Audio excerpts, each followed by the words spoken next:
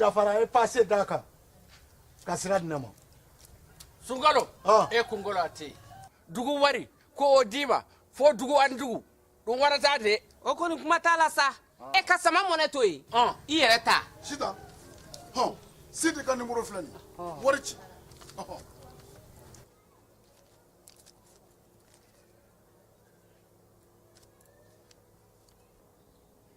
wari sera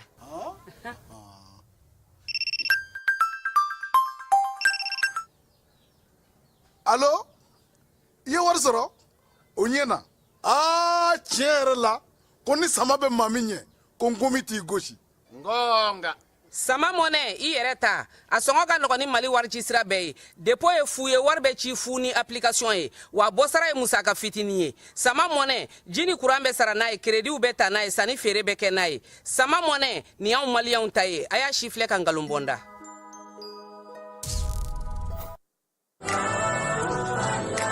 زهورهم دايما منجدد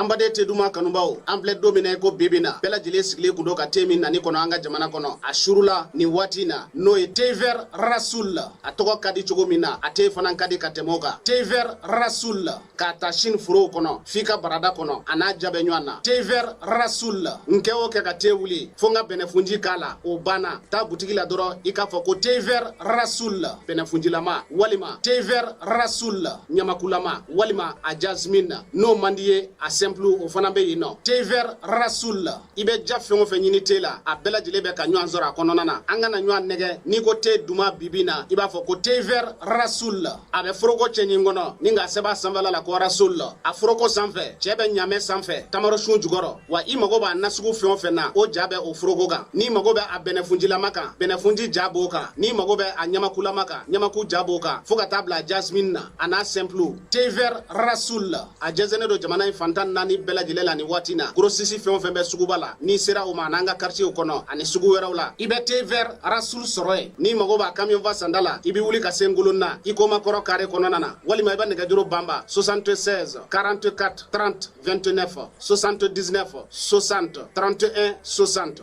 n balimakɛ i bɛ ka fɛn o fɛn fɔ tever rasul la ni nin bɛɛ b'a la ayi ne tɛ ɲininkali kɛ tuguni ne bɛ wuli ka taa san tever rasul ka sanu wa a ka di 100% naturel o kumana an bɛɛ k'a min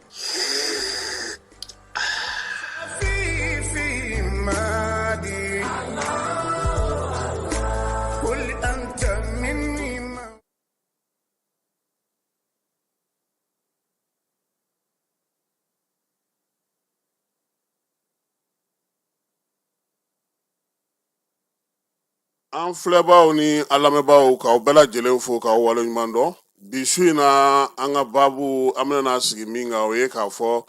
maliyɛn minnu bɛ faransi olu ka association dɔ ɲɛmɔgɔ b'an bolo yan bi n'ala sɔnna a ma an n'olu na baabu kɛ fala ye bi tile ko misɛnnin fitinin dɔw kɔni kɛra o min ye mankan min tun bɛ fɛ ka wuli n hakilila k'a fɔ a ko a yɛlɛmana ka kɛ conférence de presse ye sini o bɛ kɛ maison de la presse ale kɔnɔna na o fana mana tɛmɛ ka bɔ yen Mamadu Traoré n'o y'an balimakɛ lewura ale min minɛna ale fana ka kiiri o bilara juin kalo tile 12 nata in na nka bankitigi fila minnu k'u minɛna i ko bangila fala ye u taar'u ka so awɔ u bilara dɛ bilada in na u yɛrɛ sinabe mɔgɔ wɛrɛ ma se u ka t'u ka so fɔlɔ olu taar'u bila olu yɛrɛ dɔw ma s'u ka so fɔlɔ ko laɲini 15 de tun bɛ sinabefu bolo a laɲini bɛɛ lajɛlen sabatira parce que ko yanni grève yɛrɛ ka daminɛ o ni gouvernement sigira ka kuma kuru 15 la 12 kun ɲɛnabɔra a tɔ kun tora 3 ye 3 in premier ministre ye layidu d'u ma a la gɛlɛman yɛrɛ tun ye min ye o ye u ka mɔgɔ ninnu ka bɔ kaso la olu fana bɔra kaso la n hakilila k'a fɔ nin na kɛ o ko in o nɔgɔyalen bɛɛ lajɛlen ka basigi ni lafiya bɛ min na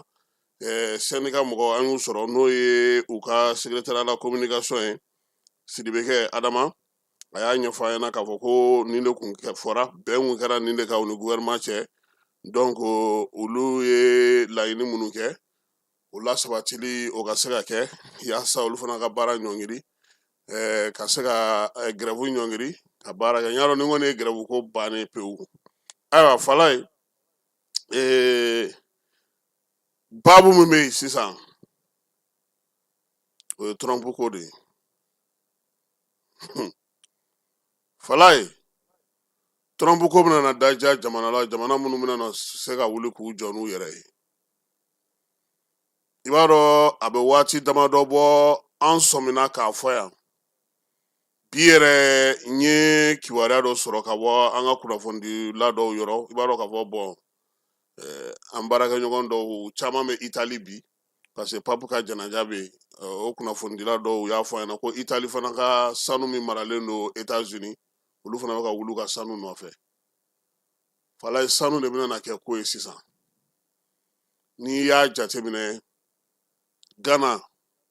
dɔgɔkun tɛmɛnen Ghana ko k'a ka sanu a kelen tɛ bɔ kɔ kan tuguni Ghana kɛrɛfɛ hakili la k'a fɔ Guinée fana o fana y'o kelen de fɔ Mali ni Burkina ni Niger olu fana bɛ ka taga o sira de fɛ fala ye parce que i b'a dɔn min bɛna na kɛ k'an ka wari sɛmɛ dollar la yaasa ka se ka sanni ni fɛn kɛ diɲɛ kɔnɔ o bɛna na dɔgɔya sanu mɔgɔw bɛna na o sɛmɛ o de la n'a ye sanu bɔ jamana ye an bɛ se cogo di k'a to mɔgɔ tɛna na raffinerie tɛ kɛ an fɛ yan ka sigi an fɛ yan ka sanu san an fɛ yan an k'an ka nafa dɔw sɔrɔ a la hali n'u bɛ taa n'a ye kɛnɛma o k'a sɔrɔ kɔni a koli n'a jɛli n'a parili n'a fɛn bɛɛ kɛra an yɛrɛ fɛ yan kɔni sa o de laɲini bɛ senna bi wa Trump ka ko in fala ye fo ni mɔgɔ min y'a bannen ye don min na dɛ parce que a bɛ ka kɛ komi mɔgɔ mun la ka bɔ sunɔgɔ la a b'a fɔ n bɛ nin kɛ bi n bɛ nin kɛ sini a bɛ ka to de sira fɛ o lasigidensow a ko k'a bɛ n'olu datugu farafin minnu bɛ yen ani diɲɛ mɔgɔ wɛrɛ minnu bɛ yen u ka jamana kɔnɔ minnu bɛ yen n'olu tɛ ka bɛn u ka bɛ n'olu kɛ sɔngɔw k'olu yɛlɛ sanu feere sugu kan o de kɛlen don ka diɲɛ yɛrɛ tɔ bɛ ɲagami bi jamana kelen min yɛrɛ bɛ k'i firifiri u bolo dɔɔnin o ye Sini ye sabula musaka b'o bolo sanu b'o bolo warimugu b'o bolo se b'o ye bon o ni irisiw tɛ ɲɔgɔn na ko la parce que irisiw ni européens fana bolo tɛ ɲɔgɔn bolo nin wariko in na kosɛbɛ nka taalen ɲɛfɛ nafa bɛna sɔrɔ ɲɔgɔn bolo fala diɲɛ bɛ ka taa sira min fɛ sisan maa maa i tɛ se k'i jɔ i kolo la i tɛ se ka baara kɛ i tɛ se ka fɛn k'i yɛrɛ ye hali ni Trump ka nin ko in nana kɛ k'a bɛna na jɔ o b'a sɔrɔ i ka jamana a bɛ gɛlɛya i bolo dɛ c'est pourquoi an y'a ɲini an ka ɲɛmaaw fɛ sanu raffinerie ko in u k'a lajɛ n'an b'a fɛ k'an ka sanu tɔnɔ sɔrɔ bɛɛ de bɛ ka t'o de sira fɛ sisan parce que diɲɛ gɛlɛya min natɔ filɛ nin ye e bɛ sanni feere min kɛ diɲɛ yɛrɛ kɔnɔna na bi fala ye a sɛbɛnnen don wari minnu na diɲɛ kɔnɔ olu wariw yɛrɛ bi olu bɛɛ lajɛlen fisiki fasagalen don n'i ye u ka tubabu kibaruya ninnu bɛɛ lajɛlen ta k'u lamɛn sɔrɔko ta na sira fɛ diɲɛ yɛrɛ bɛ sɔrɔ min yɛrɛ fɛn kalo kɔnɔna na a jiginna de sanni feere ni taa ni ka segin mɔgɔw bɛ mago ɲɛ min kɛ ɲɔgɔn fɛ a jiginna de parce que anw ye jamanaw ye jamana minnu b'a dun yan an bɛ taa fɛnw de ta kɔ kan kosɛbɛ mais jamana minnu yɛrɛ b'a feere ɲɔgɔn ma n'olu jɔra an bɛ jɔ n tɛ san sɔngɔ dalen don minɛnw kan an bɛ se k'o san cogo di olu ma tilo ka woroba kɛlɛ la olu b'anw ye yan o t'an ye o e ye nin kuma fɛn fɛn mɛn ni Afrique du Sud yɛrɛ tɛ farafinna yan i y'an ka jamana jumɛn tɔgɔ ma kuma na farafin jamana kelen jumɛn n'Afrique du Sud yɛrɛ tɛ parce que olu fana tun bɛ yen olu tun bɛ nin ko ninnu na a mɛnna apartheid taara ka fɛn minnu to yen ani sɔrɔ min bɛ yen fala n'i taara Afrique du Sud ala k'a nɔgɔya i ye i t'a dɔn ko farafin jamana yɛrɛ don parce que sɔrɔ bɛɛ bɛ halisa tubabu ninnu u kɔladenw bolo ani u kɔni kɛlen don ka fɛɛrɛ mun sigi o ye nafa kɔni o ye Afrique du Sud dugu yɛrɛ jamana yɛrɛ ta ye nka fala maa min bɛ sanni feere ka taa ka wari ye dɛ donc bi an b'o de fɔ an ka ɲɛmaaw ye u k'u hakili to nin yɔrɔ in na kosɛbɛ pour que an fana ka se ka nafa dɔ sɔrɔ boloci tun bɛ yen bi Asaba Jalo pali bana kunbɛli boloci fana tun bɛ yen i b'a dɔn k'a fɔ nin dɔgɔkun in na armée ale ye wuli ka jɔ kɛ nka bewaninkaw fana olu fana ye degun sɔrɔ san sira la kucalakaw ka poste min bɛ bin taara kɛ yen fana kan degun dɔ yera o ko fana na armée kɔni ko k'a bɛna na wuli ka jɔ min kɛ ɲinan samiya donda in na ni Sadio y'a layidu ta fala ye an b'a dɔn n'o nana sigi sen kan joona o bɛ sɔn ka fisaya kosɛbɛ bɛɛ lajɛlen ka lafiya bɛ sɔrɔ ka ye o la sabula yɔrɔ caman de bɛ bi kuma tɛ an ka sɛnɛkɛyɔrɔbaw olu mɔgɔw de kamana guwanen yuwaru ninnu tɛnɛnkun Jafara bɛ o kana se Segu yɛrɛ mara kɔnɔna na sanfan fɛ Dɔngɔnɔdugu la hali Kulukoro ninnu bɛɛ lajɛlen ye ɲɔ sɛnɛyɔrɔbaw de fala ye nka i bɛ taa foro la i kɔnɔ guwanen i t'a dɔn n'i bɛ segin mɔgɔw sirannen don donc fo fɛɛrɛ minnu fɔra a ka sigi a ka kɛ sababu ye i b'a dɔn k'a fɔ ko hali donso minnu b'a yɔrɔ ninnu na u bɛɛ bɛ ka fɛɛrɛw di u bɛɛ bɛ k'a fɔ fɛn na gouvernement ɲɛna baara bɛ se ka kɛ cogo min na parce que olu bɛ kɛnɛ kan ye olu b'a dɔn min ni min bɛ kɛ bi yuwarukaw y'an wele bi u ko k'olu yɛrɛ bɛ ka siran parce que mototigiw caman bɛ ka ba tigɛli daminɛ tuguni olu tun bolo kɔsa in na armée ye wuli ka jɔ min kɛ o tun ye dɔ bɔ a fanga la mais nin waati laban in na olu ɲɛ b'a la k'a fɔ a mɔgɔ bɛ ka caya tuguni donc fo fɛɛrɛw ka tigɛ joona nin ko in ka kunbɛn parce que olu ye an ka jiginɛw n'an ka forobaw de bɛ o yɔrɔ ninnu na baarakɛla finw yɛrɛ de bɛ yen minnu bɛ malo ni ɲɔ sɛnɛ kosɛbɛ olu ka se ka baara kɛ yaasa an ka jamana an ka se ka dɔ sɔrɔ n y'a f'i ɲɛna an tɛna kuma caya kosɛbɛ parce que Dabakoto Ba ale de b'an bolo bi su in na an bɛ t'e fan fɛ an bɛ sɔrɔ k'a ladon.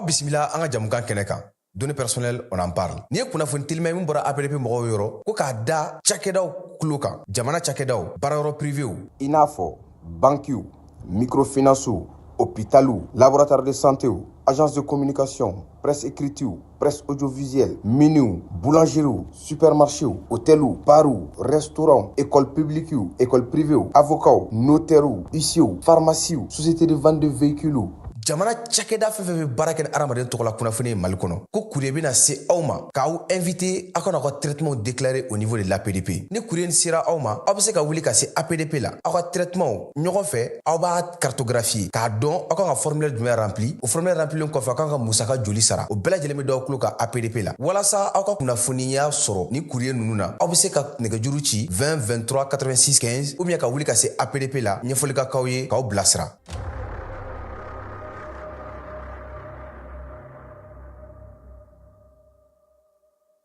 lajɛlen ma aw minnu b'a fɛ ka voyager k'a sɔrɔ a ma degun sɔrɔ a ka voyage kɔnɔna na compagnie de transport Somatra u y'a kanu ka na ni kari kura caman ye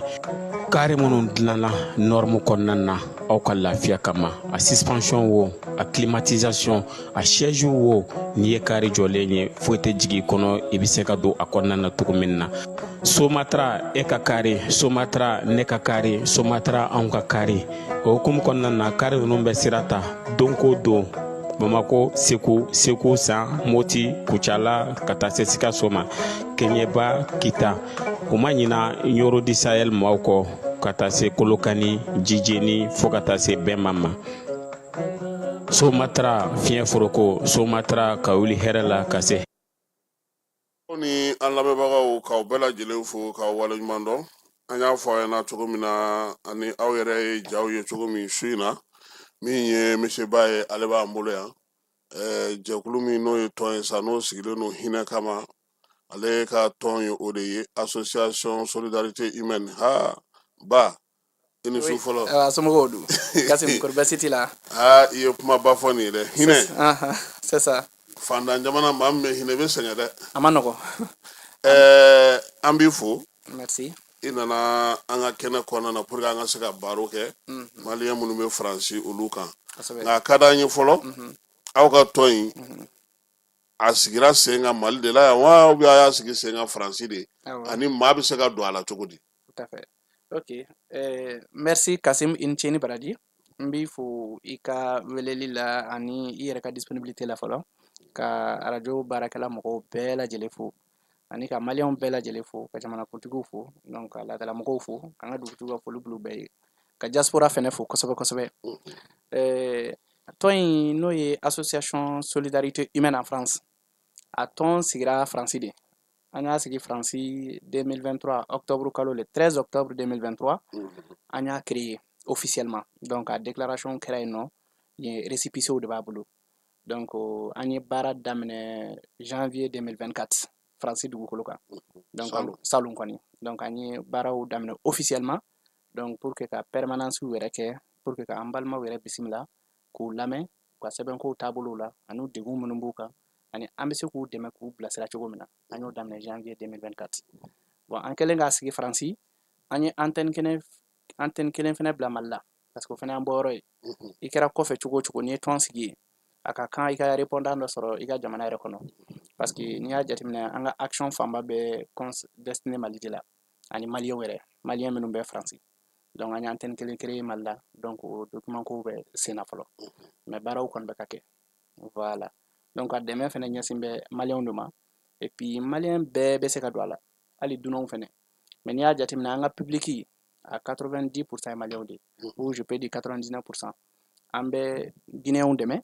an bɛ burkinabéw dɛmɛ an bɛ ivoiriyɛnw dɛmɛ an bɛ nigérienw dɛmɛ an bɛ mauritanienw dɛmɛ hali min ye arabu jamana ni mɔgɔ caman bɛ na an ka localiw la an b'u fɛnɛ dɛmɛ mais mun y'a to aw ye nin jɛkulu in sigi sen kan gɛlɛya dɔ de bɛ yen wa ou bien aw ɲɛsinnen don kuntilenna kɛrɛnkɛrɛn dɔ de ma yaasa ka se k'o degun ta ka bɔ maliyɛnw kan oui tout à fait Kasimu o ɲininkali diyara an ye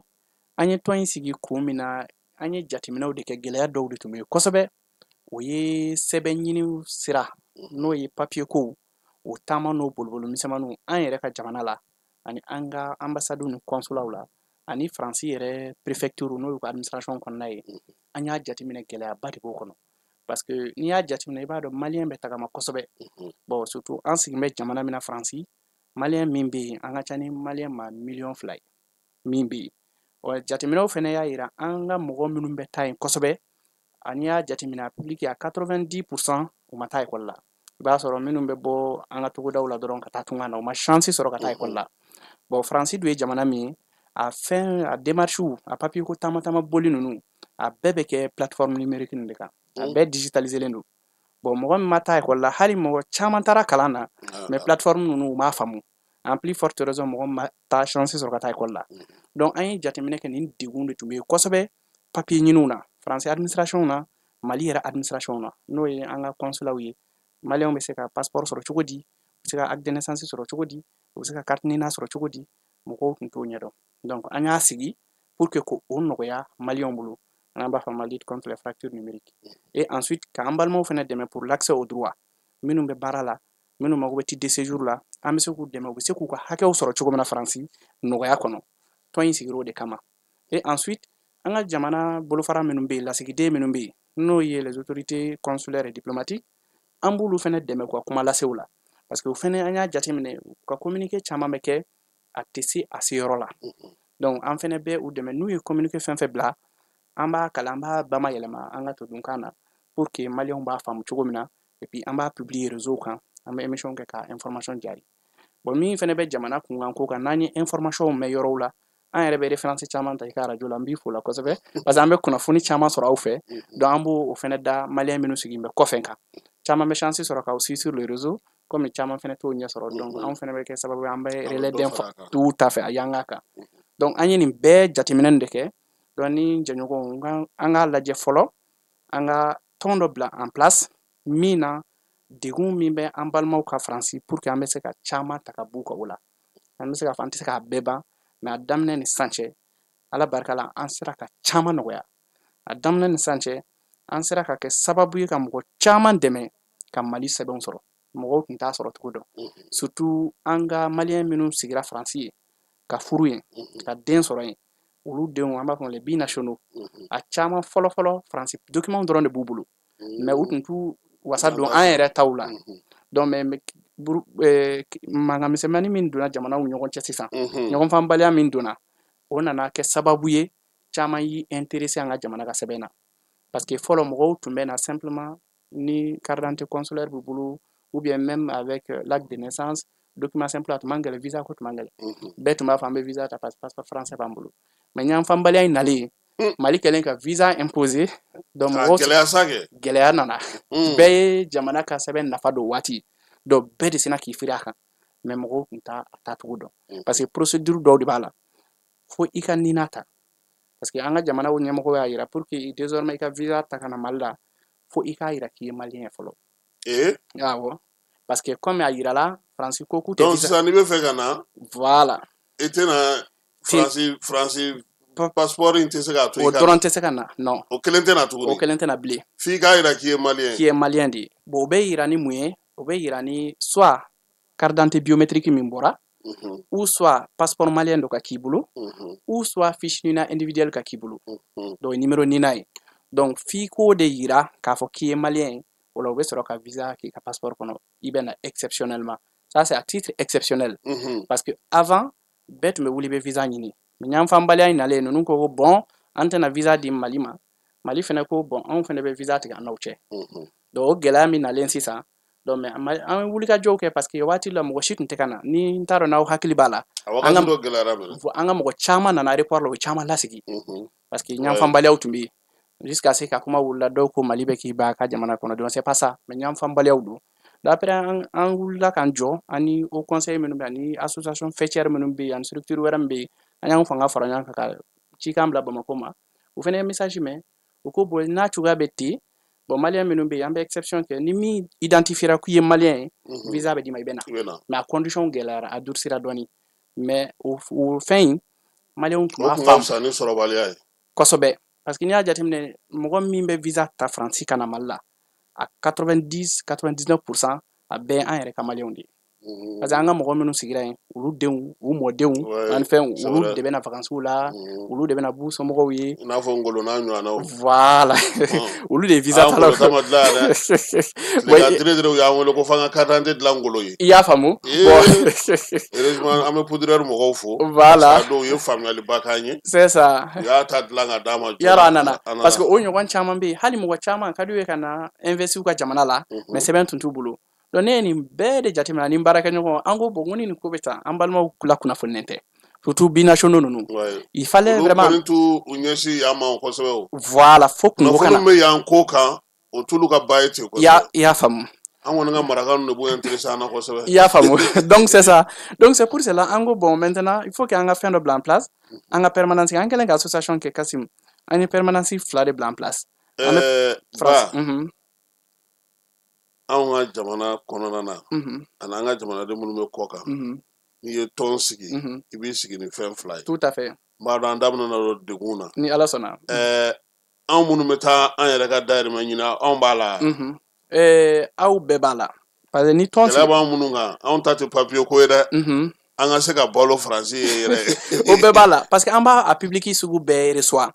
mais an y'an ka mission principale kɛ min ye fɔlɔ o ye problème yɛrɛ source bana quoi k'o furakɛ fɔlɔ parce que i b'a sɔrɔ Faransi n'i y'a ye gɛlɛya bɛ min kan ko min bɛna dahirimɛ ɲini i b'a sɔrɔ kungo dɔ de bɛ yen fɔlɔ fɛn dɔ de b'a bali k'o sɔrɔ o ye sɛbɛn de ye donc n'i ye bana furakɛ dɔrɔn dun ka fa bɛ sabati n'a ye sɛbɛn sɔrɔ a ka ca Ala fɛ a bɛ se ka fɛn caman k'a yɛrɛ ye tout à fait parce que n'i ye sɛbɛn sɔrɔ sisan i bɛ baara sɔrɔ n'i ye sɛbɛn sɔrɔ i ka droit bɛɛ bɛ dayɛlɛ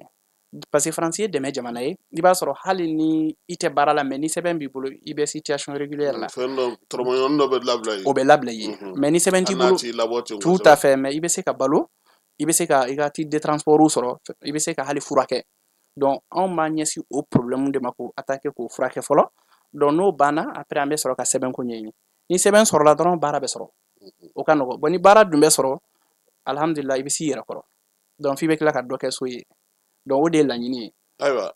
a bɛ n'a fɔ kɔsa in na ministre de affaires étrangères ye plateforme fɔ o bɛ sɔn ka aw ka baara nɔgɔya ou bien aw o ko bɛ cogo d'aw bolo aw yɛlɛla sanfɛ wa kosɛbɛ o b'anw ka baara nɔgɔya kosɛbɛ c'est comme a b'an ka autorité an b'u fo kosɛbɛ o initiative in na parce que o yɛrɛ ye diaspora ka demande fanba ye surtout minnu bɛ Faransi parce que i b'a sɔrɔ Kasim ye Faransi ye jamana min ye temps ka dɔgɔ mɔgɔw la parce que bɛɛ bɛ bolila temps di heure nɔfɛ ni ma farati n'i taara ni mɔgɔ ka koli i da bɛ segin voilà o kɔni bon a bɛ ten temps parce que bɛɛ bɛ taa baarayɔrɔ la mɔgɔw bɛ yan n'an y'aw wele an b'aw sɔrɔ nka n'an sera yen an si tɛ ɲ'an ye i y'a ye o de y'a to mɔgɔw b'a ko Faransi ko mɔgɔ tɛ mɔgɔ fɛ hadamadenya tɛ yen non a ma nɔgɔn dɛ parce que bɛɛ bɛ boli heure de nɔfɛ donc c'est pour cela ni min kɛlen filɛ nin i bɛ se k'i to hali i ka salon kɔnɔ i b'i ka demande bɛɛ kɛ en ligne o de ka d'anw ye parce que a bɛ i bɛ temps gagner da yani ka fo ibe air kelen ta patron fe ube air fla ube journée kelen bo journée kelen ni yo perdi c'est comme yo watan fla perdi on be warde jatimine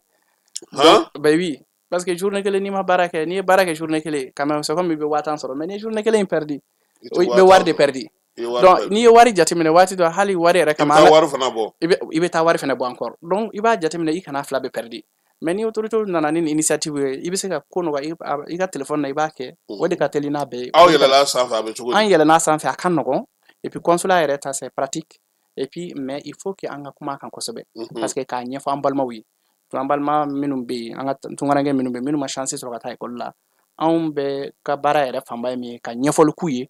ka explique ye ka tila k'a kɛcogo yir'u la donc an b'a kɛ réseau la vidéo live la an b'a kɛ hali réunion d'information na souvent très jamais ne yɛrɛ b'olu kɛ souvent avec l'association an bɛ réunion d'information organisée ka wele ka ɲɛfɔli k'u ye hali ni sariya kura nana ni kibaruya kura nana jamana la k'a fɔ bon nin nana a kɛcogo ye nin ye a kɛcogo ye nin ye an b'u bilasira étape par étape parce que u fɛnɛ b'o de faamu kosɛbɛ ka tɛmɛ communiqué sɛbɛnni ninnu kan parce que sɛbɛnni ninnu caman t'a ye donc f'i ka walawala bamanankan na ka tila ka jaw yir'u la u bɛ se k'a faamu cogo min na donc anw b'a kɛ ten je pense que fɛn min don a ka ɲi kosɛbɛ et puis a bɛna baara nɔgɔya mɔgɔw bolo et anw minnu association anw bɛ min kɛ vraiment an bɛ communiquer a kan largement k'an ka faamaw dɛmɛ a ɲɛfɔli la jamana kɔnɔdenw ye surtout minnu bɛ kɔfɛ pour que u bɛ se k'a faamu nɔgɔya la cogo min na kosɛbɛ an m'o de kɛ tɔn in a bɛ faransi i ko ko a bɛ mali fana na tout à fait cɛ yɛrɛ faransi ta i ye ɲɛfɔli ba ko la mun bɛ mali la o bɛ baara jumɛn kɛ bon min bɛ mali la fɛnɛ o fɛnɛ bɛ inscrit o logique kelen de kɔnɔ parce que hali an ka baaraw an bɛ n'a ɲɛsin o ma n'i y'a jateminɛ an ka jamana fɛnɛ bɛ ka taa digitalisation fɛ dɔɔni parce que ko kura don anw fɛ yen mais yen fɛ a mɛnna yen dɔɔni bon yan fɛnɛ n'a nana an bɛna min kɛ pour que an bɛ se ka jamana fɛnɛ dɛmɛ ni kunnafoni di ye an tɛna kunnafoni dilaw ka jɔyɔrɔ ta dɛ mais juste togodaw la voilà yɔrɔ minnu bɛ yen n'u faamuyaw ma sɔrɔ an bɛ se ka campagne de sensibilisation organiser donc pour que ka taa ɲɛfɔli kɛ hali a fɔra an b'an ni contravention minnu bɛ sara orange money fɛ sisan ou bien cotisation minnu bɛ sara ou bien mɔgɔ minnu bɛ don hali assurance la a bɛ sara cogo min na an bɛ se k'olu bɛɛ ɲɛfɔ o bɛɛ ye dɛmɛ dɔ ye jamanajɔ la donc an fɛnɛ nafa ka bon dɛ kosɛbɛ et puis mɔgɔ minnu fɛnɛ bɛ yen n'u b'a fɛ ka taa kalanw kɛ kɔfɛ ou bien n'u b'a fɛ ka taa senna yaala ka taa visite touristique kɛ yɔrɔ wɛrɛw comme an bɛ yan an b'a ɲɛdɔn an bɛ se k'o fɛnɛ accompagnement don u senkɔrɔ nɔgɔya la cogo min na aw ka siège bɛ bamakɔ yan an ka siège bɛ bamakɔ yan a bɛ misabugu voilà donc an bɛ yen nɔ misabugu station somayafu an ka adresse bɛ yen nɔ donc an bɛ mɔgɔw bisimila yen ni minnu mago bɛ kunnafoni na ou bien ni minnu fɛnɛ b'a fɛ ka denmisɛnninw ye bagi sɔrɔ u ka taa u spécialiser kɔfɛ an bɛ kunnafoniw d'u ma ni minnu fɛnɛ mago bɛ kunnafoni wɛrɛ la hali par exemple an ka tungaranke minnu bɛ yen o problème ba de b'an kan parce que i b'a sɔrɔ ni na ko problème bɛ mɔgɔw kan kosɛbɛ anw yɛrɛ b'o mɔgɔ wolo la don o don bon anw b'o mɔgɔ bayirika de sɔrɔ parce que n'i y'a f'i ye anw ye association dayɛlɛ n y'a f'i ye octobre 2023 an ye permanence daminɛ janvier 2024 de janvier 2024 ka na décembre 2024 anw ye mɔgɔ 2,500 de bisimila an ye min accompagner san kɔnɔ bon n'i y'a jateminɛ a 80% problème bɛ nina de parce que an balima baden de bɛ mali la faransi ye min ka baara ko salen don minnu yɛrɛ hali a donna gaw la caman ka furuw sara nina ko problème na parce que ni nina ko problème yɛlɛnni la kasim i tɛ se ka passeport sɔrɔ bon ni passeport dun tɛ i tɛ se ka titre de séjour sɔrɔ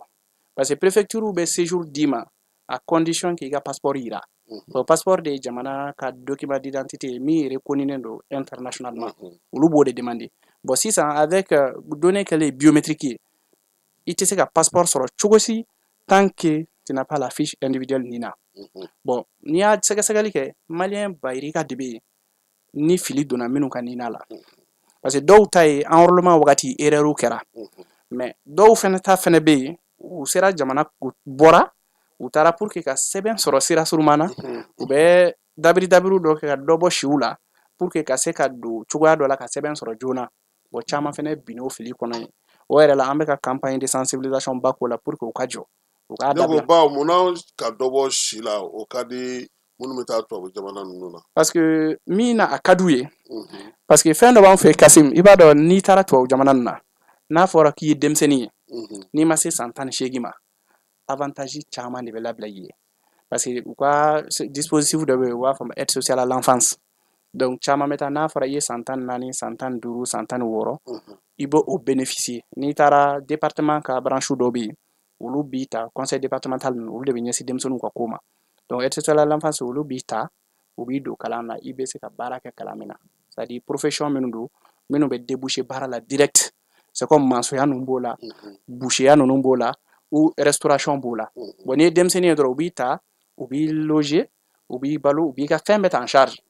i bɛ kalan kɛ san 2 san 3 i bɛ se san 18 ma yɔrɔ min na dɔrɔn u bɛ sɛbɛn d'i ma baara fɛnɛ bɛ sɔrɔ wa a sira ka teli donc o de u b'a fɔ ma minɛriya sira kan bon i b'a sɔrɔ caman dɔgɔya o de kama tout à fait caman b'a dɔn parce que degun dɔ de bɛ yen mais ne y'o kɛ n'a taara ye k'a fɔ e ka nina ma anw fɛ yan e balugu ye problème bɛ na yen de parce que sisan n'u donna âge de majorité kɔnɔ sisan n'u sera san 18 ma sisan donc jamana France tout à fait France autorités bɛ n'a fɔ maintenant k'i ka na ni passeport ye pour que an ka se ka sɛbɛn d'i ma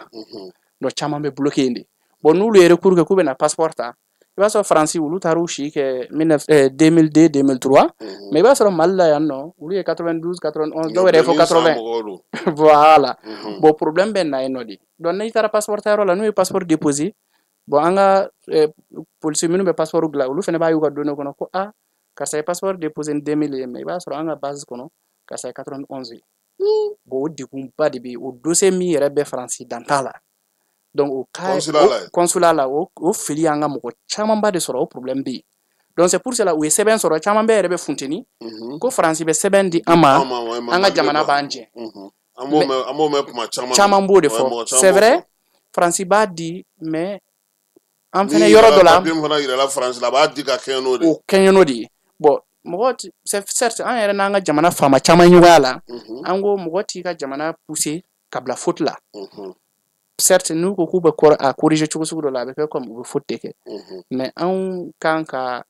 campagne de sensibilisation ba de kɛ k'an balimaw lafaamu et puis tugun an bɛ se k'a ɲini jamana ɲɛmɔgɔw fɛnɛ fɛ u bɛ se k'u ɲɛ tugu fɛn dɔ kan k'u dɛmɛ pour que nɔgɔya da fɛnɛ bɛ se ka na yɔrɔ dɔ la parce que kasima mɔgɔ fɛn fɛn filɛ nin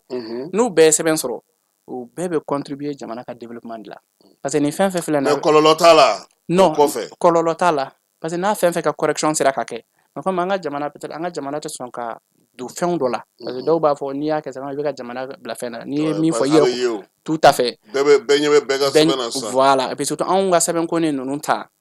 yɔrɔ dɔ bɛ yen an ka mɔgɔw yɛrɛ m'o yɔrɔ faamu parce que n'i y'a jateminɛ an ka sɛbɛn fɔlɔ caman tun bɛ confectionner yen de bon anw bɛ fɛn fɛn kɛ an ka fichier kan an ka fɛn a bɛɛ b'u bolo fɛn caman an yɛrɛ ka mɔgɔw bɛ taa ni document dɔ ye u yɛrɛ b'a fɔ nin t'i ta ye nin de don parce que o kun ye min ye source tun b'u bolo mais comme situation dɔw bɛ na cas de force majeure dɔw bɛ se ka na jamana bɛ se k'i ɲɛ tugu ka exception kɛ k'a lajɛ ka correction massive kɛ mais minnu binna fili kɔnɔ ka tila k'a f'u ye vraiment aw binna ni fili kɔnɔ nin t'a kɛcogo ye an kana nin kɛ bilen mais anw fana min ye association ye anw fana bɛ se ka continuer ka campagne de sensibilisation kɛ pour que a fɛnw kana segin kana k'a kan bilen hali minnu bɛ taa n'u nana caman bɛ na anw yɛrɛ ka local la ne b'u bisimila première des choses ne b'a fɔ ye n ko n'aw kana taa minɛre la n ko parce que n'aw taara minɛre la kɔlɔlɔ b'a kɔfɛ parce que n'aw taara aw bɛna bloquer passeport ko yɔrɔ la de 1 de 2 n'i taara tugu kase min n'a sɔrɔ hali diplôme b'i bolo faransi n'i taara minɛre la i b'i ka diplôme perdu parce que ni si falenna i b'a sɔrɔ si min bɛ e ka diplôme kan ani e bɛ si min ta u tɛ kɛ kelen ye de 2 de 3 aussi n'a sɔrɔ permis de conduire b'i bolo parce que bɛɛ b'a dɔn kɔfɛla ninnu jamana ninnu bɛɛ la mali permis bonyanen don ni sous région permis bɛɛ ye faransi n'a fɔra ko mali permis b'i bolo i bɛ titre de séjour sɔrɔ i bɛ sina dɔrɔn i b'i ka permis échange kɛ u b'a accepter parce que u dalen don mali fɛnɛ ONT la ni mali permis ye ka tɛmɛ kɛrɛfɛ jamana in bɛɛ kan bon n'i y'i si falen sisan e ye 90 ye e taara kɛ 2000 ye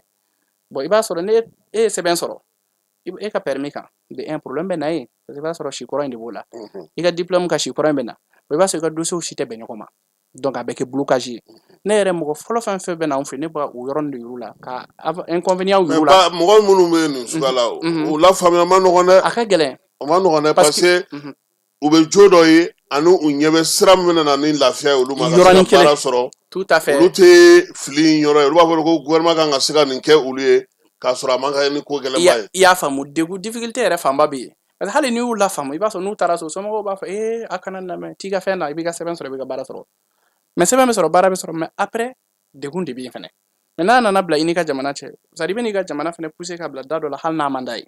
souvent anw yɛrɛ bɛ vraiment an bɛ taa demande kɛ mais an yɛrɛ b'a dɔn n'a ma conscience côté dɔ la an jo t'a la mais côté dɔw fɛnɛ na bin kelen don dɔw fɛnɛ kan caman fɛnɛ bin kelen don kan parce que i b'a sɔrɔ minnu fɛnɛ bɛ enrôlement kɛ olu de bɛ erreur kɛ maaw ka document na o fɛnɛ caman bɛ yen dɔw ta i b'a sɔrɔ erreur bɛ jamu na dɔw ta la erreur bɛ tɔgɔ la dɔw ta la yɛrɛ lieu de naissance u b'a inverser min kan ka kɛ lieu de résidence ye u b'o kɛ lieu de naissance ye bon tubabula anw fɛ yan farafinna fɛn ninnu caman bɛ yen a bɛ tɛmɛ problème t'a la mais tubabuw fɛ yen n'i ye hali i bila i nɔ la a tɛ passer parce que olu a bɛ fɔ di ma depuis don fɔlɔ min na cogo min na sɛbɛn bɛɛ o cogoya la hali point man ka falen a la n'a falenna dɔrɔn olu fɛ a tɛ passer mais k'a sɔrɔ n'an b'an fɛ yan i b'a sɔrɔ i bɛ taa n'a yɔrɔ dɔ u b'a fɔ ah bon ni i bangeyɔrɔ ye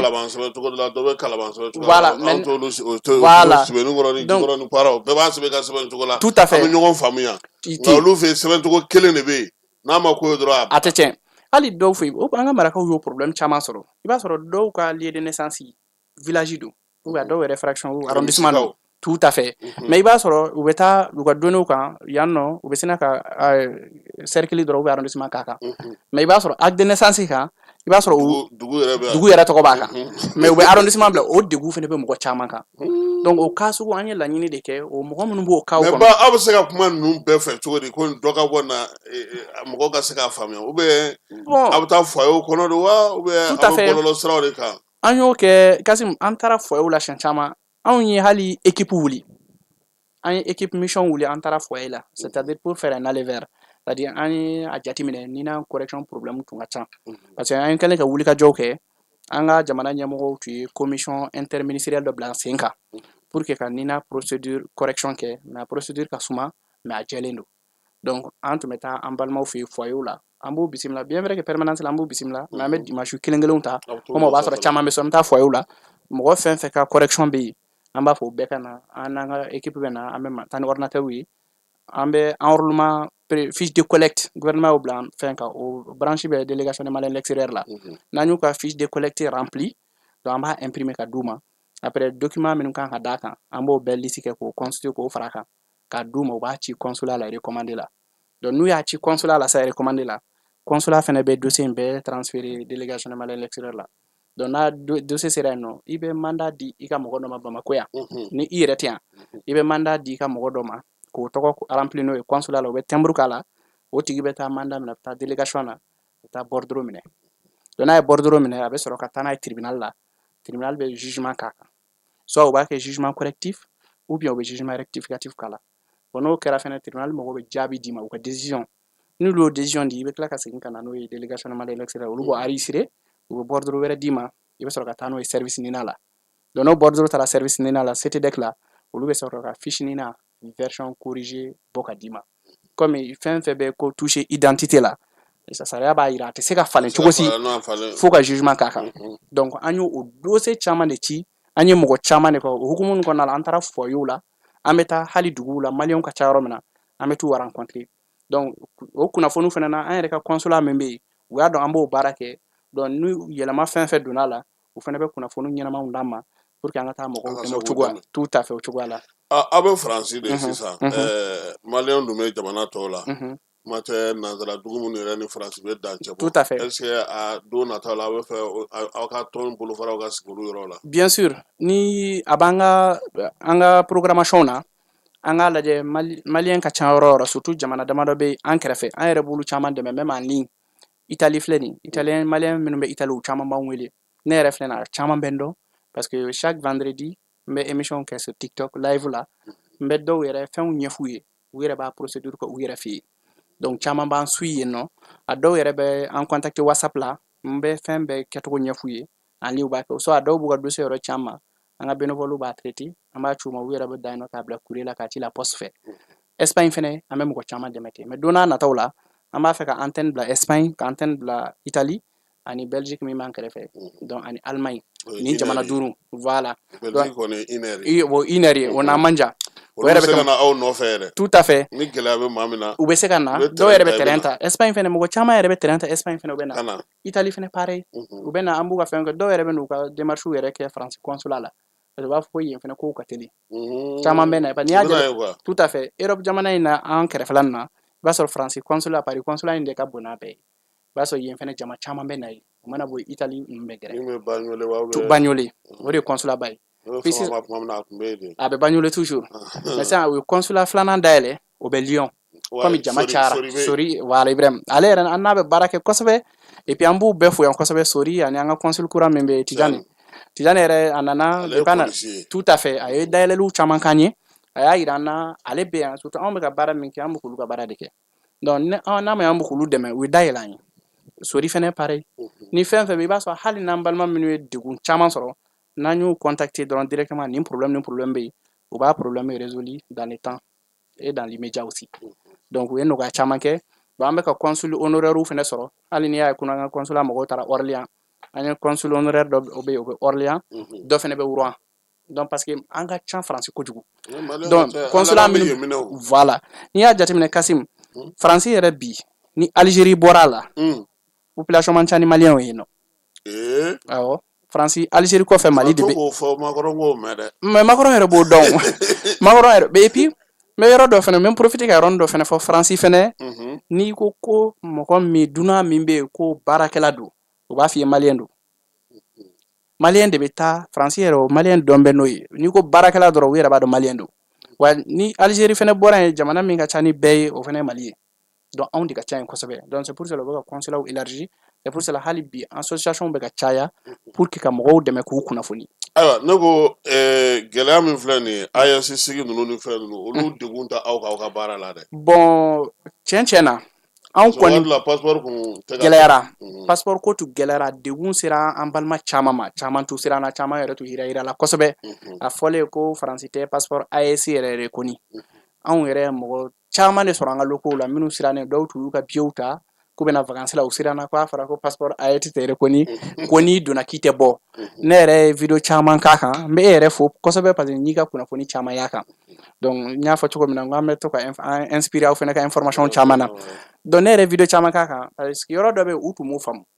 ne yɛrɛ kuma anw ye sensibilisation caman kɛ ne ko n ko ni jamana document bɛ yɛlɛma toujours transition dɔ de bɛ yen o de bɛ organiser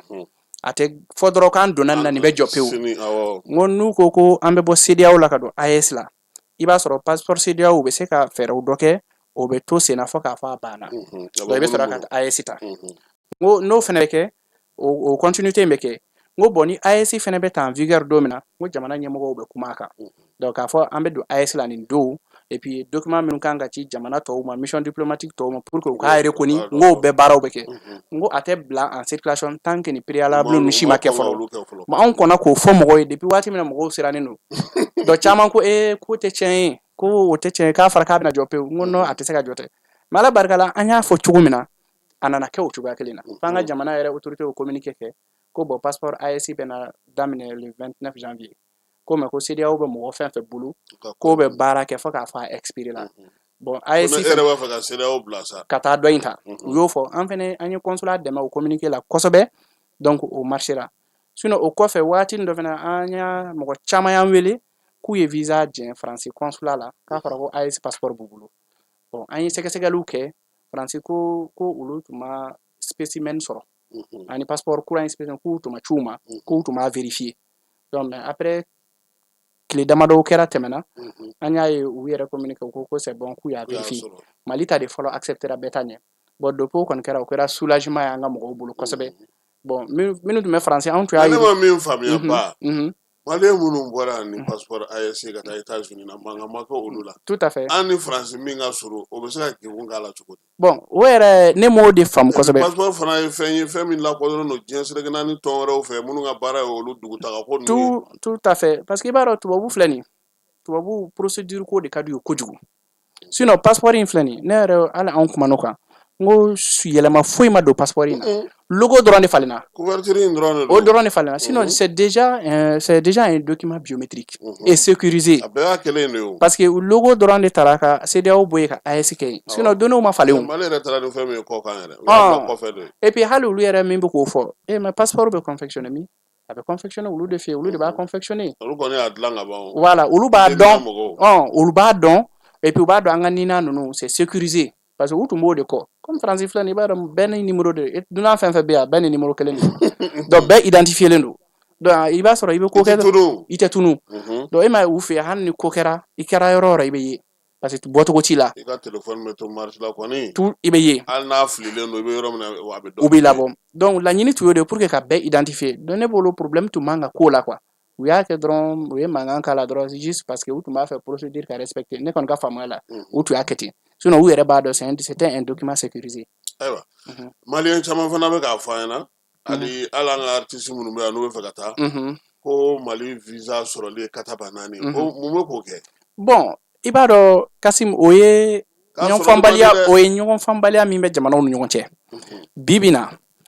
Faransi bɛ fɛnɛ bɛ ka passeport anw bɛ k'a di cogo min na à titre exceptionnel u fɛnɛ bɛ k'a di ten à titre exceptionnel o bɛ visa di artistes ma artiste caman bɛ visa sɔrɔ caman yɛrɛ bɛ taa ka segin na n t'a dɔn n'i b'a ye u bɛ visa di artistes ma u bɛ visa di regroupement familial ma u bɛ visa di réunification familiale ma en plus u bɛ visa di visiteurs fɛnɛ ma mɔgɔ minnu fɛnɛ bɛ taa évacuation sanitaire u bɛ visa dɔw fɛnɛ ma mais u ye visa touristique simple de jɔ sinon hali écoledenw u bɛ visa di mais tubabuw ka principe dɔ de b'u bolo visa ko la parce que olu bɛ ka kɛlɛ min kɛ pour que ka immigration dɔgɔya u fɛ yen parce que u b'a fɔ caman bɛ visa ɲini artiste k'u bɛ taa prestation na ou u bɛ taa tournée la ou festival la u b'a fɔ k'a caman bɛ taa u tɛ segin o de y'a to u bɛ visa di mɔgɔ caman ma an yɛrɛ ye jateminɛ caman kɛ parce que u bɛ mɔgɔ fɛn fɛn refuser visa la i b'a sɔrɔ a bɛɛ motivation ye u b'a fɔ ko siga kɛlen don i la n'i taara k'i tɛ segin u dalen t'a tigi la donc mais fɛn kelen bɛ yen pour que u ka visa di artiste ma nɔgɔya la an yɛrɛ ye jateminɛ caman kɛ f'a ka sɔrɔ artiste min bɛ ka taa a garantilen don par exemple ni anw ka association ne yɛrɛ ye artiste caman invité ka taa u bɛ visa di mais n'anw bɛ artiste invité pour que o visa di fo e de k'i engagé en fait n bɛ karisa invité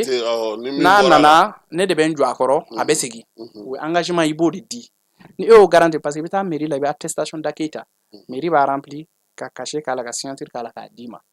parce que i fɛnɛ bɛ document dɔ de fournir pour que i k'o sɔrɔ fo e ka i ka fiche de paie ou 3 fiches de paie i k'i ka impôt di i k'i ka so papier di o b'a sɔrɔ e min bɛ na e yɔrɔ dɔnnen don déjà parce que e ka responsabilité de bɛ engagé au cas où n'a tigi ma na sisan voilà caman bɛ siran o yɔrɔ la Aubervilliers c'est ça voilà c'est ça fo ni ale y'a ka papier di n'o kɔni tɛ se caman n'o fɔra yɔrɔ min na dɔrɔn caman bɛ siran bon normalement n'i y'o di a ka ca Ala fɛ o engagement o document in bɛ yen et puis artiste fɛnɛ u k'a dɔn k'a lakodɔnnen don jamana kɔnɔ yan a enregistrelen don artiste tɔn ninnu tagali ka nɔgɔn ni tɔ ninnu fana kosɛbɛ olu ka lakodɔnnen don u dɔnnen don et puis se b'olu ye et puis u y'a taa ka nako caman kɛ et puis tubabu fɛnɛ yanni tubabu bɛ visa d'i ma intérêt kelen de kama u bɛ visa d'i ma intérêt kelen n'i taara i bɛna mun de don anw kun o ye ni nafa b'i yɛrɛ la o ye côté ressource de ye olu tɛ ko kɛ kun fɛ quoi parce que n'i bɛ na u fɛ yen e taara visa ɲini mais i b'a sɔrɔ e yɛrɛ ka agent de poche tɛ tɛmɛ 4000 kan bon e ko k'e bɛ taa Faransi olu dun bɛ e ka billet exemple don olu ka billet olu bɛ billet calculer n'u yanni u ka demande visa u traité u bɛ billet wari calculer fɔlɔ e ka billet aller retour est-ce que o se bɛ e ye ni e taara e kan ka métro tigiw ta est-ce que o se bɛ e ye ni e taara e kan ka dumuni kɛ est-ce que o se bɛ e ye n'i taara i kan ka siyɔrɔ sɔrɔ Faransi bɛɛ b'a dɔn mɔgɔ tɛ mɔgɔ héberger ten u b'a fɔ est-ce que siyɔrɔ b'i bolo donc restauration hôtellerie ani déplacement frais de transport ninnu ani billet d'avion ani assurance olu b'o nin bɛɛ de calculer ka i yɛrɛ ka revenu personnel fɛnɛ jateminɛ c'est pour cela u bɛ relevé bancaire demander mɔgɔ caman fɛ dɔw yɛrɛ b'u yɛrɛ sponsorisé par une tierce personne mais dɔw yɛrɛ bɛ na n'u yɛrɛ ta ye bon di visa la nin bɛɛ ye dessous dɔ ye mɔgɔw ma yɔrɔ min faamu et puis dɔw fɛnɛ n'u bɛ visa ɲini u bɛ taa semaine 1 semaine 2 ɲini bon plus visa ko la ni i kan ka 3 jours de kɛ tile 2 o dépense ka dɔgɔ n'a kɛra 3 4 a bɛ caya parce que olu b'a jate tile o tile e kan ka da yɔrɔ sara i bɛ dumuni san i bɛ fɛn fɛn i b'a sɔrɔ par jour e ka fɛn i ka dunta par jour u b'a calculer 100 € ou 150 € par jour o y'o calculer n'a fɔra k'e bɛ tile 2 semaines kɛ u b'o multiplier par 2 semaines bon u b'i ka revenu o comparer i ka revenu c'est ça bon n'u ɲɛ b'a la e bɛ ka na wari tɛ e kun musaka t'e kun olu yɛrɛ bolo nafa tɛ e nali la u fɛ yen parce que e tɛna wari ladon olu kun bɛɛ bɛ b'a dɔn Faransi ninnu ye jamana minnu ye u ka sɔrɔba de bɛ tourisme na u bɛ balo de la u ka site ba ninnu bɛ yen u b'a fɔ n'e taara i bɛna taa yɔrɔ jumɛn visiter anw fɛ yen wa n'i bɛna taa yɔrɔ visiter i na ticket ta ka taa lajɛ o i bɛ métro ta ticket ta i bɛ dumuni san i bɛ crédit san i bɛ téléphone o bɛɛ bɛ don olu bɛ nin bɛɛ de calculer bon nous ɲamala o tɛ o rendez-vous seulement visa ko e ta dɔrɔn e bɛ ka taa ten ko ten ko quoi k'i bɛna taa to yen CFA 200 de b'e kun voilà u tɛ sɔn k'ale marabati ka sɔrɔ yen o ne ti ɲɛ aw minnu taara aw b'a dɔn o o ne ti ɲɛ voilà dɔw b'a fɔ bon e yɛrɛ bɛ ka na e ka nalen non événement de olu ma parce que u bɛna kɛ doni de c'est pour que kuma dɔ la n'i taara ambassade la u b'a fɔ ko k'i tɛ nin kɛ i t'a kɛ dɔgɔkun 2 ye siɲɛ kelen voilà olu yɛrɛ b'o f'i ye u b'a f'i ye parce que a bɛ sɔn ko u b'a fɔ ko awɔ a dépenser ko n'i y'a e bɛ taa kana dɔgɔkun kelen k'i taara i nana ko nafa jumɛn b'o la voilà parce que dɔw fila u b'a fɔ i bɛna min don u kun olu b'o de jate anw t'o ye o wagati koyi aw t'o ye dɛ parce que e bɛ taali dɔrɔn de ye et puis n'i taara i bɛ shopping fɛnɛ kɛ n'i taara mɔgɔw n'a f'i ma kasi n sama nin na n sama nin na i na sanni kɛ aw ka parfum kɔ mɔgɔw ye dɛ maa maa bɛna ka bɔ parfum i kana ɲinɛ a saki n'a sabaraw kɔ o fɛnɛ o fɛlen don kosɛbɛ yan kɔni parfum ko kuma de ka ca kosɛbɛ a kasa dumanw bɛ yen mais ba ne ko nin bɛɛ kɛrɛfɛla la o dɛmɛ in ka ɲɛsin mɔgɔ ma ta aw bɛ fɛn wɛrɛ jumɛnw kɛ Kasim an bɛ nin dɛmɛ kɛ papier ko la et puis hali an bɛ aide humanitaire an b'o fɛnɛ kɛ c'est à dire i b'a sɔrɔ waati dɔw bɛ na an ka jamana kɔnɔ an yɛrɛ tɔndenw de b'a musakaw fara fara ɲɔgɔn kan an bɛ tɔn min na exemple ta an bɛ opération kɛ a bɛ san 5 bɔ sisan sunkalo an bɛ se ka wariw fara ɲɔgɔn kan ka sukaro san ka di silamɛw ma minnu bɛ sunkalo kɔnɔ an b'o kɛ yen an b'o kɛ yen an b'o kɛ Mali fɛnɛ na yan en plus mɔgɔ caman fɛnɛ bɛ na association kɔnɔ i b'a sɔrɔ u na waati kuraw don baara ma sɔrɔ voilà baara ma sɔrɔ transport ko ka gɛlɛn an bɛ se ka tigɛ misɛnmaninw ta caman ye pour que u b'u ka courses kɛ dɔw yɛrɛ bɛ yen entre nous an bɛ se ka ɲɔgɔn dɛmɛ ka u ta k'u héberger i b'a sɔrɔ so bɛ ne bolo i b'a sɔrɔ chaque fois i taa o ta i b'a sɔrɔ ne yɛrɛ bɛ se ka mɔgɔ héberger i b'a sɔrɔ ni e bɛ tɔn na yɔrɔ b'i bolo i bɛ se ka kelen ta an ye entre nous i b'a sɔrɔ e fɛnɛ ka baarakɛyɔrɔ la i ka patron mago bɛ mɔgɔ la an bɛ ɲɔgɔn dɛmɛ an bɛ ɲɔgɔn don baara la an bɛ ɲɔgɔn héberger an bɛ ɲɔgɔn dɛmɛ hali musaka ko ninnu na i b'a sɔrɔ dɔ bɛ yen bɛɛ b'a dɔn français titre de transport ko ka gɛlɛn parce que navigo dɔrɔn kama a fu de tɛ yen ba a fɔ mɔgɔ ɲɛna fu tɛ yen fu tɛ yen quoi a m'a fɔ communiqué tɛ yen dɛ a voilà n b'a fɛ k'o de fɔ parce que yan hali n'i tɛmɛtɔ k'i bɛ taa ɲɛgɛn k'i bɛ wari sara n ko fu tɛ yen bon titre de transport dɔrɔn kama olu mana bɔ ka bo kɛ a bɛ sara kuma tɛ maanifin kɔni yɔrɔ kuma kɔni t'o la voilà bon fu tɛ yen o yɔrɔ kama an bɛ dɛmɛ caman kɛ an ni ɲɔgɔn cɛ an bɛ action de solidarité caman kɛ et puis hali waati dɔ la an bɛ taa foyer la ni gɛlɛya nana parce que hɛrɛ bɛ yen hɛrɛ tana bɛ yen hali moment dɔ la an ka foyer dɔw ye problème sɔrɔ yiri baara foyer ninnu an ye secours kɛ i b'a sɔrɔ an ni ɲɔgɔn cɛ an bɛ se ka wariw fara ɲɔgɔn kan ka taa dɛmɛ d'u ma ou bien an balima dɔw bɛ se ka minɛ fɛnɛ u b'a fɔ k'u b'u lasigi donc an bɛ se ka jɛ ka wari fara ɲɔgɔn kan an b'u dɛmɛ donc an ni avocat malien minnu fɛnɛ bɛ yen an n'olu bɛ baara kɛ parce que n yɛrɛ y'o réseau fɛnɛ constitué an ka jeunes caman bɛ yen bi u bɛ inscrire Paris Barreau la c'est des jeunes maliens des avocats ka cabinet b'u bolo voilà u ka ca Tiani Gindo ninnu b'o la maître Mahmoud Sidibé ninnu b'o la maître Gadiaga b'o la Jankumba hali kɔsana na n ye conférence dɔ organiser d'information surtout Francis sariya kura minnu nana pour que k'a ɲɛfɔ an balimaw ye u bɛ se k'a faamu surtout u bɛ ka kow gɛlɛya u bɛ ka kow bɛ ka gɛlɛya donc an ye n ko mun bɛ ka na n'o ko gɛlɛya in ye bon o ko parce que u tun tɛ ten kɔrɔlen o voilà o ko gɛlɛya in ye min ye parce que u yɛrɛ ye jateminɛ kɛ u ko ko très généralement anw yɛrɛ anw maliyɛnw c'est-à-dire an balima marakaw ko k'an tɛ intégré k'an tɛ intégré u ye u ka étude caman kɛ ka rapport caman di u y'a ye n'i y'anw yɛrɛ jateminɛ communauté ninnu bɛ jateminɛ maliyɛnw n'an yɛrɛ dama bɛ ɲɔgɔn kan an tɛ sɔn ka tubabukan fɔ jamais bɛɛ b'i ka kan de fɔ n'i taara marakaw fɛ yen marakakan dɔrɔn de bɛ fɔ bon n'i taara marakaw kasɔnkaw fɛ yen olu bɛ kasɔnkan dɔrɔn maninkaw fana b'u ka maninkakan dɔrɔn fɔ minnu bɛ bamanankan mɛn anw b'o dɔrɔn de fɔ donc pour eux là on est vraiment renfermé an tɛ sɔn ka intégrer donc mɔgɔw fana tɛ insérer société kɔnɔ donc n'i ye kɛrɛfɛ jamana tɔ ninnu jateminɛ Europe jamana tɔ Allemagne ninnu filɛ nin ye Espagne Italie ninnu filɛ nin ye n'i taara olu fɛ yen d'abord première des choses wajibi i b'olu ka kan de kalan ka kan dɔn fɔlɔ pour que i sen don jamana ko la mais Faransi tun b'a kɛ mais a tun tɛ baba la mais Faransi i b'a sɔrɔ dɔw bɛ san 20 kɛ Faransi mais a tɛ se ka hali tubabukan kelen fɔ mais a b'a ka baara kɛ a tɛ foyi caya ye yarɔ o caman bɛ yen baraji ale kɔni voilà bon surtout u ka ministre min ala ka bamanankan yɛrɛ yarɔ o jalen tɛ bon olu t'u dongo don kan na parce que ni anw somɔgɔ ninnu taara dɔrɔn n'an ye baara sɔrɔ dɔrɔn simiki kɔni bɛ sɔrɔ dɔrɔn anw bɛ ɲinɛ kan kɔ an bɛ ɲinɛ waati dɔ la hali sɛbɛn ko kɔ mais et pourtant kan ko yan nafa ka bon hali baarakɛyɔrɔ la i ni baarakɛɲɔgɔnw bɛ se ka ɲɔgɔn faamu nɔgɔya la cogo min na bon u y'o de jateminɛ u ko désormais surtout ministre kura min nana u ka fimanw ka ko man bon u ma droite de bɛ yen donc olu yɛrɛ ka politique yɛrɛ tun ye min ye ka ko in gɛlɛya ka tɛmɛ nin bɛɛ kan mais comme Faransi sariya jamana don voilà sariya jamana don et puis bord politique mbe no ye Jean-Luc Mélenchon ko côté nunu socialiste ou fena u cara assemblée kono donc ulu chale u sera ka fen chama contre carré sinon u tumbe kan nani mi ni restera hali sisa bodo fo ni dona tanke ni ma san wolon vla ke jamana kono date do ka seben ko la d'abord 7 ans abe voilà mais su ko fo ka bla san wolon vla la ministre era ka kuma la ko san wolon vla ibo ko yororo ko ina do famu kana ibe do famu jamana tabolo la ko après be soro ka seben nyini excepté mo minnu ben nani furu siraye parce que dɔw be olu tɛ sɛgɛn sɛbɛn ko la ye par exemple mɔgɔ min bɛ doni furu sira ye ou bien mɔgɔ min bɛ doni regroupement familial sira ye i b'a sɔrɔ i bangebaa be yen ou bien i cɛ sigi bɛ faransi papier b'a bolo a bɛ se ka regroupement familial dossier monter i bɛ taa e n'i ka sɛbɛn bɛ don mais hali o la fɛnɛ n'i donna ni furu fɛnɛ sira ye ni furu sara dɔrɔn u bɛ sɛbɛn fɛnɛ minɛ i la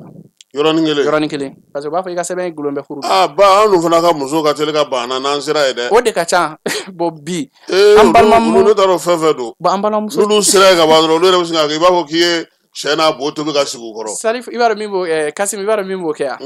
o ye wariko yɔrɔ de ye a ko in bɛɛ wariko yɔrɔ de musaka n'i y'a ja ne yɛrɛ ka jateminɛ n ye wagatinin kunkurunin min kɛ Faransi n ye jateminɛ min kɛ o furusa n'o problème caman ye musaka wariko yɔrɔw de ye wari min kan ka di muso ma voilà min kan ka di muso ma o dɔrɔn tɛ hali cɛ ka côté n bɛ yɔrɔnin dɔ f'i ye n b'a dɔn a bɛ se ka faransɛya caman t'o f'i ye quoi i b'a dɔn Faransi ye jamana dɔ ye comme i y'a fɔ cogo fu tɛ yen fɛn bɛɛ wari i b'a sɔrɔ cɛ caman bɛ muso furu ka taa muso bɛ baara kɛ muso bɛ min ta e yɛrɛ cɛ bɛ baara kɛ e b'o kelen de ta saraw bɛɛ kelen i ta da dɔnnen nin ta da dɔnnen don i b'a sɔrɔ cɛ bɛ so sara so wari ka ca kojugu Kasim courant wari ka ca fɛn bɛɛ téléphone bɛ abonnement bɛ sara télé abonnement bɛ sara mobile assurance bɛ ta carburant bɛ ta navigo fɛnɛ bɛ charger pour que i ka métro tigɛ yɛrɛ ta kalo la dɔrɔn i ma wari dɔ la 50 de c'est 85 euros bon i b'a sɔrɔ couple dɔw la muso dɔw bɛ réflexe sɔrɔ ni ne cɛ ye so ta ne yɛrɛ bɛ course kɛ course fɛnɛ bɛ kɛ o ye dumuni kɛta ye muso dɔw bɛ se k'a fɔ ni cɛ bɛ so sara ne bɛ jɔ ni du dumuni ye course ninnu ye ani denmisɛnninw ka fɛn dɔ cɛ bɛ courant ni fɛnw sara a bɛ fɛnw équilibré bon muso dɔw tɛ sɔn o ma dɔw ba min bɛ an ka surtout an yɛrɛ ka farafin musow kun na n bɛ baara kɛ n ta ye n ka wari cɛ de kan ka min ta 100% mais étant donné que système dɔ bɛ yen nɔ n'a fɔra ko cɛ bɛ simiki de ta 1200 i b'a sɔrɔ so sara dɔrɔn bɛ t'i jɔ 800 euros la dɔw yɛrɛ fo 900 euros o ye n'i ko i ka FD F3 ta bon n'i y'o bɔ 1200 na a bɛ ban cɛ ka course kɛ cɛ ka courant sara a yɛrɛ ka téléphone bɛ yen a ka navigo bɛ ti dévoyage fɛnɛ bi a b'o sara bon i b'a sɔrɔ muso ka wari muso b'o ta a bɛ taa Paribaw la a bɛ taa Dubai shopping la a yɛrɛ b'a ka vie construit bon cɛ ɲɛ b'a la ale ta bɛɛ bɛ ka dun ye ale tɛ ka se ka ko kɛ bon muso bɛ ka investissement kɛ bon directement conflit d'intérêt bɛ na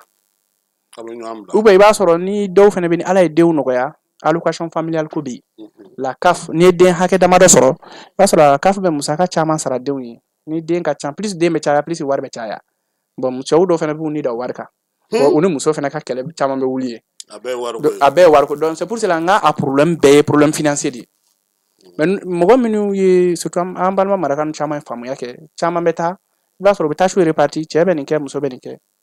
ou muso bɛ contribuer dɔw yɛrɛ bɛ volontiers dɔw bɛ hakili sɔrɔ bon comme dépense ka ca ni e ye nin kɛ kalo la ne fɛnɛ bɛ nin bila donc i b'a sɔrɔ furu caman de bɛ mɛn voilà o furu caman de bɛ mɛn mais minnu bɛ taa ko non parce que ko an ka tabiya la farafinna n'i ye muso furu e de bɛ n'a bɛɛ ye mais tubabula o tɛ marché ye bon hali tubabula tubabu yɛrɛ b'a fɔ 50-50 o de bɛ yen voilà égalité homme femme i b'a dɔn o de bɛ yen hali ni tubabu muso bɔra Kasim n'aw bɔra bi n'i ye dumuni san bi sini a b'a fɔ k'ale b'a san sinon a tɛ sɔn k'i ta dun soit n'aw taara restaurant na n'aw ka dumuni kɛ e min i b'a dɔn u b'a fɔ n bɛ n ta sara i b'i ta sara o b'olu de fɛ yen mais o tɛ anw fɛ yan mais anw ka farafinmusow b'a fɔ ayi dɛ cɛ de b'a bɛɛ sara e de ye n wele wa e de b'a bɛɛ sara bon ni cɛ ka sɔrɔ ta ne ka dɔgɔ cɛ bɛ k'a bɛɛ di cɛ ɲɛ b'a la e bɛ k'i ta mara ale bɛ k'a ta dun kɛlɛ bɛ na ayiwa ba an ka waati min dira ma o banna pour que ka se ka yan'an ka baabu kun cɛ mun bolodalen don aw ka tɔn bolo yan ani Faransi don nataw la ok don o diyara n ye Kasim don nataw la min bolo dan b'an ye kosɛbɛ surtout an b'a fɛ ka tournée organiser Faransi yɛrɛ kɔnɔna la parce que maliyɛnw ka ca Faransi ville fan bɛɛ an bɛ Faransi fan bɛɛ donc surtout an ka concentration ka ca ville min na ay carte électeur ta e bari tout à fait an ka don yɛlɛma ɲama kɔrɔ ni ala sɔnna an bɛ gɛrɛw la ka taa f'u ye u kan ka sɛbɛn u k'u ka jamana ka sɛbɛn sɔrɔ o ye Mali ta ye fɔlɔ surtout an ka yen binationaux ninnu pour que u ka se ka Mali sɛbɛnw sɔrɔ u ka carte d'électeur ta f'u ɲɛna o ɲɛ bɛ ba can na Côte d'Ivoire voilà ba can sɛgɛnna yala sɛgɛnna bon an b'o de f'u ye u k'u ka jamana ka sɛbɛn ta hali n'i y'a ye blocage caman bɛ kɛ aéroport la parce que i ka jamana ka sɛbɛn t'i bolo parce que n'a b'i bolo degun tɛ yen bon anw yɛrɛ b'u caman accompagner u ka enrôlement kɛ donc an bɛ taa o sensibilisation kɛ région kɔnɔ Mali fɛnɛ kɔnɔ donc ka an ka baara fanba parce que an balima minnu ka nina ko problème bloquelen don yan ka se k'u dɛmɛ hali faamaw kɛrɛfɛ pour que u ka se k'u ka situation ɲɛnabɔ an b'a fɛ k'o kɛ et puis campagne de sensibilisation fɛnɛ an b'o caman kɛ an ka jamana kɔnɔ pour que hali an ka jamana bɛ ka taa sira kura minnu ta parce que o ye digitalisation an bɛ ka t'o fan fɛ an bɛ se k'u dɛmɛ cogo di pour que k'o campagne de sensibilisation k'o message vulgariser jamana kɔnɔdenw b'a faamu cogo min na c'est à dire min fɛnɛ bɛ kɛ yan nɔ k'o kunnafoni ninnu k'o jari yen fɛnɛ pour que yenkaw fɛnɛ b'o faamu cogo min na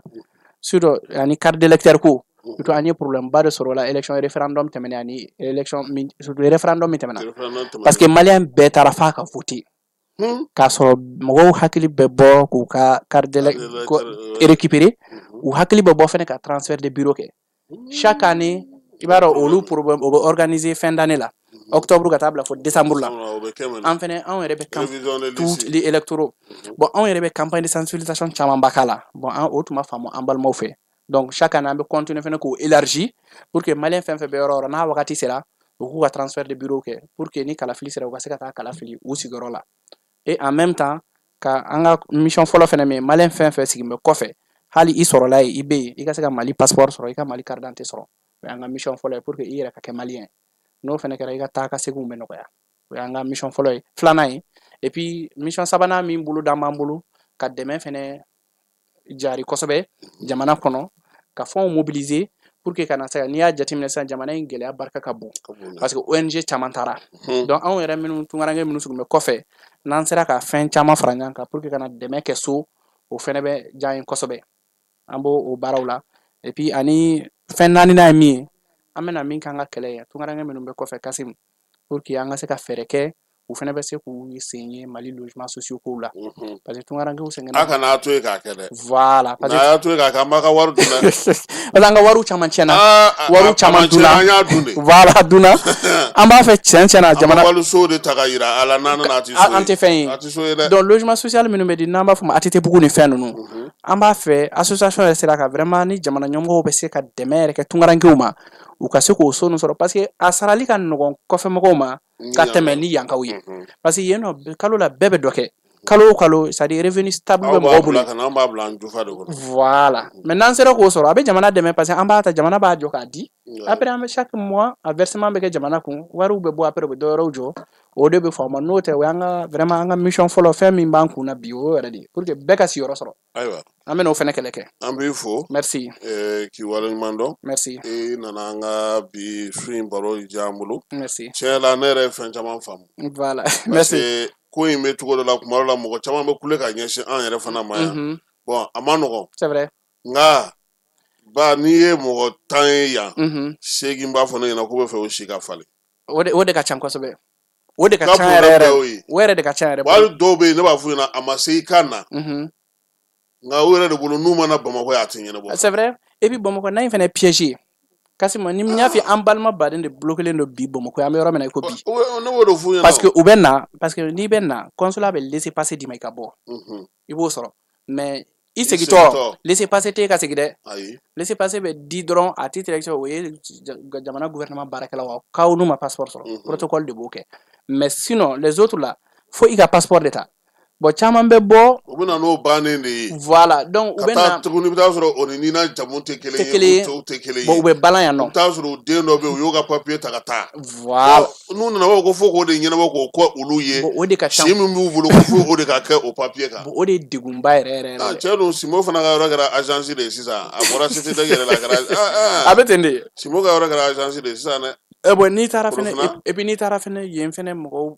ɲumanw bɛ yen comme mɔgɔ kolon i mana jama b'a caya kolon bɛ yen dɔw fɛnɛ bɛ nafolo kasabiba de minɛ tungarankew la o ni na ko in na Kasimi u tɛ se ka foyi kɛ ni n'a tɛ ɲa o ni wari tɛ o ni na tɛ o mɔgɔ baden ne yɛrɛ y'o fɔ mɔgɔ caman ɲɛna u kana wari di Voilà. N'a fɔ si caman ko kana wari di parce que a tɛ se ka ɲɛnabɔ. Surtout o degun yɛrɛ de bɛ. Et puis il faut ka campagne fɔ anw yɛrɛ fɛ an kɔni bɛ ka kuma kan an bɛ continuer tugun ka vraiment ka kuma kan kosɛbɛ mɔgɔw k'a dabila hali dɔw bɛ taa ni mɔgɔ wɛrɛ ka sɛbɛn ye a bɛɛ ye bloqué parce que i b'a dɔn ko an bɛ diɲɛ kɛlɛ min na bi an bɛ digitalisation tile de la dɛ parce que n'i bolo nɔ da n'a dara dɔrɔn c'est fini parce que i bɛ taa da yɔrɔ o yɔrɔ i b'a sɔrɔ a bɛ bɔ yen. A bɛɛ bɛ taa fan bɛɛ fɛ. Bon Europe dun ye espace kelen de don Schengen de don n'i donna hali ni Italie n'i y'a da yen n'i nana Faransi u b'a ye n'i taara Espagne u b'a ye n'i taara Allemagne u b'a ye i taara yɔrɔ o yɔrɔ n'i y'a da dɔrɔn u b'a ye bon an ka nina in fɛnɛ bɛ ten de parce que nina na tant que n'i bolo dara siɲɛ kelen hali n'i taara fɛn dɔ yɔrɔ wɛrɛ a b'a ye n'i nana ni san o u b'a fɔ fo fɔlɔ in de ka écraser fɔlɔ pour que kura ka na bon o degun de bɛ maliyɛnw kan bi kosɛbɛ kosɛbɛ. Ayiwa an b'i fo. Foli diyara n ye. An kana bila sira la k'aw fana fo cɛ an ka studio tɛ tubabu climatisé aw bɛ fɛ ka wɔsi. Non an bɛ wele k'an bila diaspora la u k'u hakili to studio ko la ka climatisation an bɛna f'u ye. A bɛ nɔgɔya. An bɛ fufalan da. Ni Ala sɔnna. Donc merci. An tɔnden bɛɛ lajɛlen ni Ala sɔnna. Su in na ta an b'o jɔ n'Ala sɔnna ma sini sa nɛgɛ kanɲɛ 12 ani APDP maaw bɛna na ɲɔgɔn sɔrɔ. Ni Ala sɔnna. Ismaël Traoré ale olu ka kunnafonidi ɲɛmɔgɔ ye san 10 baara minnu kɛra o fana ye bɔlɔlɔ ye o. B'ulu dɔn kosɛbɛ n yɛrɛ b'ulu ka fɛn caman partager n b'u dɛmɛ communication na kosɛbɛ. APDP n b'a dɔn kosɛbɛ le directeur de la communication. Tout à fait. C'est ça. An bɛ bi ta bila Fala Keyita k'i fo Keba Jalo k'i yɛrɛ fana fo k'i waleɲuman dɔn a k'an bɛn sini ni Ala sɔnna a ma. Merci. An ka ɲɔgɔn dɛmɛ ka binŋɛnikɛlaw ni maafalaw ni walijugu tigilamaw kɛlɛ a y'anw dɛmɛ an k'aw dɛmɛ ka binŋɛnikɛlaw ni maafalaw ni walijugu tigilamaw kɛlɛ n'a ye kunnafoni sɔrɔ binŋɛnikɛlaw ni maafalaw ni walijugu tigilamaw kan a ye nɛgɛjuru ci dɛmɛso la nɛgɛjuru sira fɛ wari tɛ sara min na 80 0 11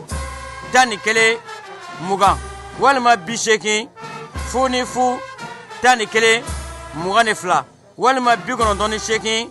36 75 ngo 98 17 36